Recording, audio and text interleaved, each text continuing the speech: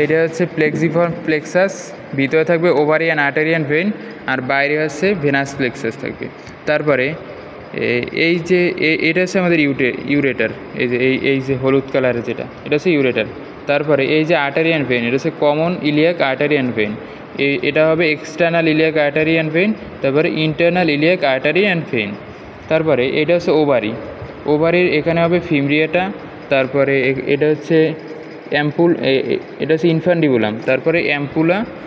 এরপরে এটা হচ্ছে ইসথমাস। আর এই ইসথমাসের সামনে একটা লিগামেন্ট আছে, এই যে এটার নাম হবে ওভারিয়ান লিগামেন্ট। আর এই যে হলুদ কালারের যে অংশটা নারীর মতো একটা, এটা হচ্ছে round ligament of the uterus. তারপর এটা হচ্ছে মিডিয়ান আম্বিলিক্যাল লিগামেন্ট, আর এটা হচ্ছে inferior epigastric artery and vein.